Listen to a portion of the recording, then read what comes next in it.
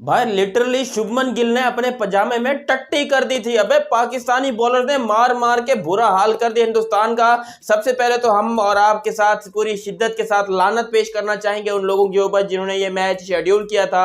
हालांकि उनको पता भी था कि श्रीलंका का वेदर इतना गंदा होगा, इतना गंदा होगा, पता नहीं कितना गंदा होगा।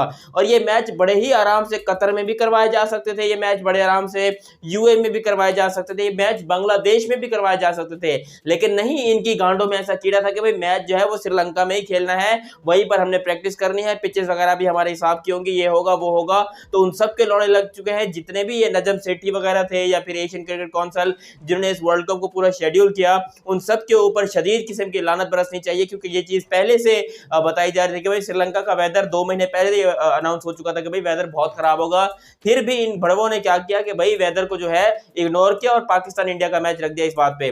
देखो मैच हुआ, इसमें कोई बड़ी बात नहीं है, मैच पूरा नहीं हुआ, लेकिन आप खुद सोचो पाकिस्तान की बॉलिंग अटैक सारी मेहनत बर्बाद हो गई। अबे भाई वैसे ही हम इतने तपे हुए थे अंदर से, एक दूसरे को पता नहीं इंडिया और पाकिस्तान वालों ने क्या क्या फाड़ के रखा था, तोड़ के रखा था, मोड़ के रखा था। यहां पर तुमने पूरे मैच का मजा ही किरकिरा कर दिया।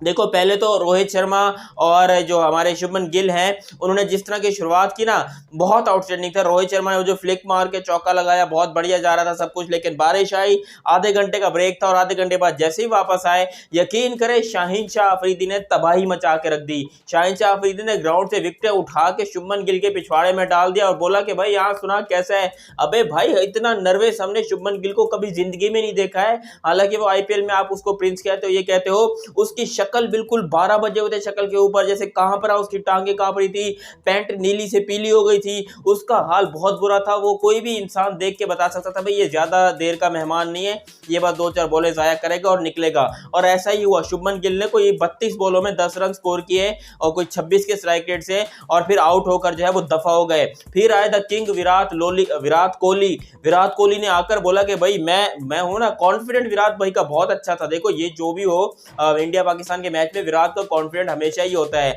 वो आए, उन्होंने ऐसे पहली बॉल के ऊपर चौका लगाया, क्या मस्त किस्म का क्रंची वो शॉट था, लेकिन उन्हें पता नहीं था कि भाई अभी शाहीन शाह अफरीदी ने कुछ और ही सोचा हुआ है। शाहीन शाह अफरीदी ने कराई इन स्विंगिंग बॉल और फिर सबसे पहले तो रोतड़ू शर्मा जो है वो हमारे रोहित शर्मा वो क्लीन बोल्ड हो गए, यानी कि क्लीन बोल्ड रोहित शर्मा हुए हैं। एक बार फिर से वही जो उनकी खास तौर पे अंदर आती है, पढ़ के अंदर आती है जो बॉल, उसके ऊपर रोहित शर्मा क्लीन बोल्ड हुए। फिर यहाँ पर विराट लुल्ली को भी अंडर एज लगा और फिर विराट लुल्ली भी आउट होकर चले गए। तो इंडियन बैटिंग लाइन उधर ही बैठ गई, उधर ही उन लोगों ने हक दिया, टट्टी बखाने कर दिया और बोला कि भाई हमसे नहीं हो रहा। और उसके बाद फिर यहाँ पर आते हैं हमारे श्रेयस अय्यर साहब, और आते ही ये चौका, ये फ्लिक, ये शॉट, 3-4 शॉट मारे और फिर फखर जमान से आउट होकर चले गए। अबे भड़वे, जब तुझे इतना क्या, इतनी कौन सी तेरे अंदर चुल मची हुई थी कि 1 साल बाद तू वापस आ रहा, आते ही तूने इतने शॉट मार रहे हैं। वो पाकिस्तान तुम्हारे बाप लगते हैं, वो कोई ऐसे आम टीम नहीं है। उसने बहुत सारी ऐसी तुम्हारी विराट लुल्ली को इंगुली पे नचाया हुआ है, तो तू कौन से खेत की मूली है जो तू इतना शॉट वॉट मार रहा है। फखर जमान ने उसको कैच पकड़ा और बोला कि चल भाई निकल लौड़े इधर से। और दूसरा फिर यहाँ पर आते हैं हमारे ईशान किशन और हार्दिक पांड्या, इन्होंने 132 रन की पार्टनरशिप की। और ये पार्टनरशिप की या करवाई गई इसके बारे में आप लोग को बाद में जरा बताएंगे, क्योंकि कहा यह जा रहा है कि भाई लोग चाहते थे कि भाई बाबर आजम या पाकिस्तान के प्लेयर जो है वो इंडिया के खिलाफ सेंचुरी करें। अगर टारगेट ही 150 का होगा तो फिर कहां से सेंचुरी होगी। तो फिर बॉलिंग थोड़ी ढीली हो गई, स्पिनर्स ने काम नहीं किया, तो फिर इसीलिए टारगेट जो है वो थोड़ा लंबा हो गया।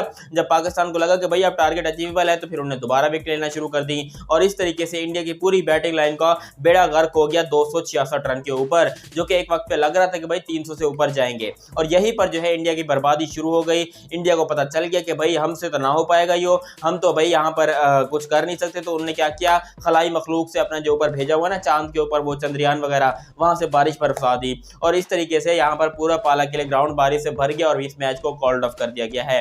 लेकिन इस मैच में एक चीज आपको भरपूर देखने को मिलेगा, भाई पाकिस्तान की बॉलिंग बहुत खतरनाक है। जो लोग कम से कम बकवास कर रहे थे ना इंडियन मीडिया में बैठकर, उनके मुंह जरूर बंद हो गए होंगे। अभी तक आपने चैनल सब्सक्राइब नहीं किया हुआ तो सब्सक्राइब करो, बेल आइकन दबाओ ताकि आपको मजीद भी इंटरेस्टिंग वीडियोस चैनल पर देखने को मिलती रहे। अल्लाह हाफिज।